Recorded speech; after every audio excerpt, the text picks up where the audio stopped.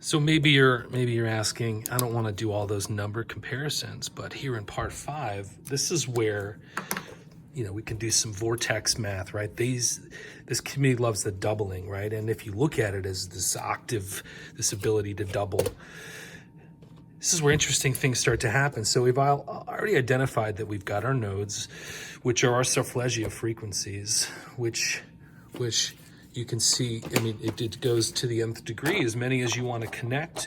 You can create this huge web of all the frequencies interacting with all the frequencies and getting their differences. And that is a pattern in and of itself, but you'll see that nothing really changes. We'll just keep going up and up and up and up in frequencies, and the 3s remain the 3s, the 6s remain the 6s, the 9s remain the 9s. This is on and on and on, unless we double, right? So now we're talking about an octave, this idea that like the modern A440, if we were to go to the next A up on the piano, we would end up with, kind of the double of that frequency, usually 880, right? This is concept of doubling. And I just got to pause real quick and show you something interesting about the piano. Right, piano. I know this is off topic, but it's awesome.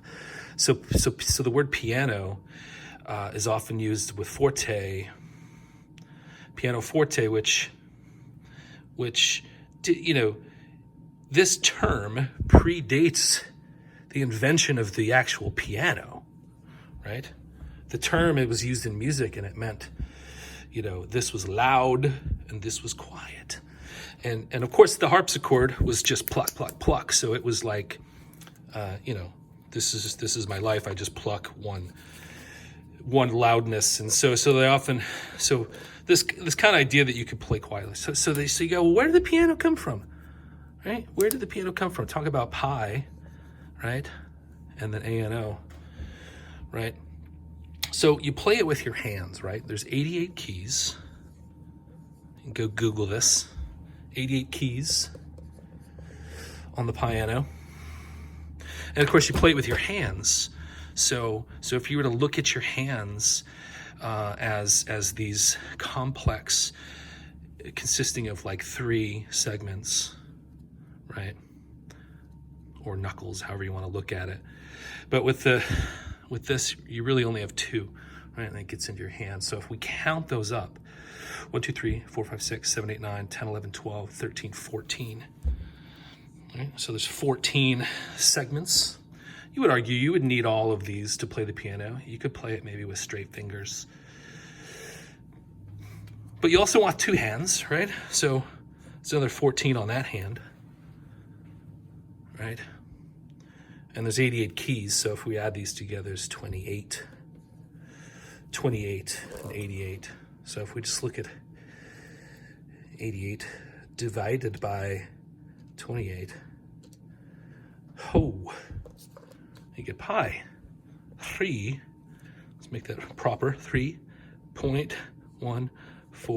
Not quite pi, it's 28, right? In this crude, well, that's the pi in piano.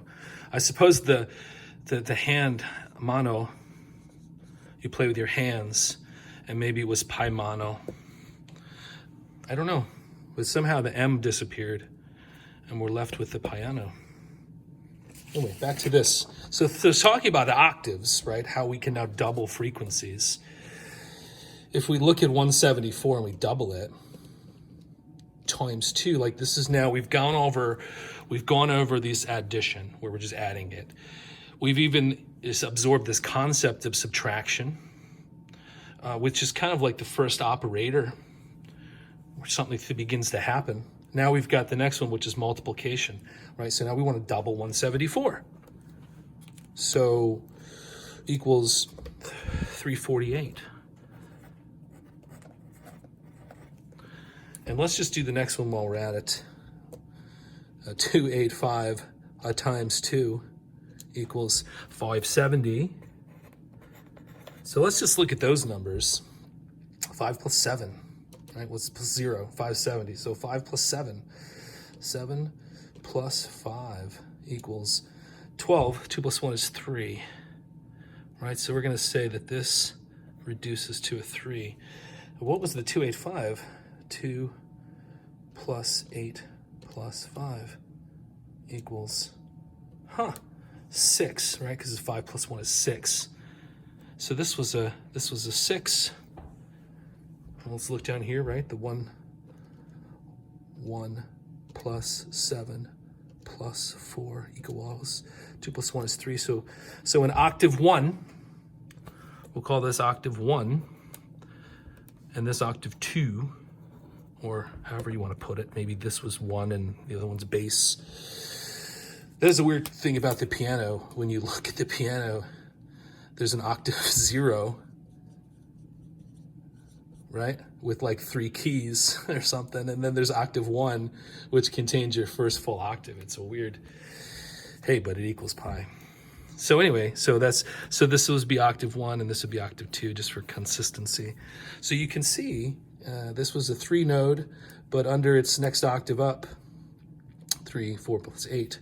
So 8 plus 4 plus 3 equals 5. 5 plus 1 is 6. You can see how now this node has changed to a 6, and this 3 node has changed to a 6. Could we say reversal?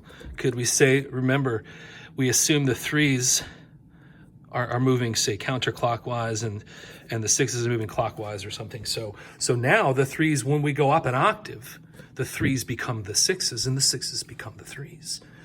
I wonder what happens to the 9s. I'll let you figure that out. But you could see now we could start to progress our original wheel and say, wow, if we start to exploit these patterns and double, remember this was 1, 1, 1 when we progressed on the first octave from the first solfeggio to the second.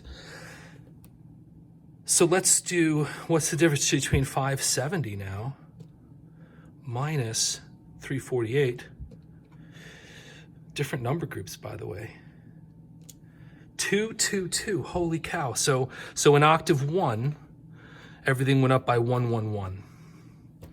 In an octave 2, everything goes up by 2, 2, 2, right? So it would now look like this, 2, 2, 2, 2, 2, 2.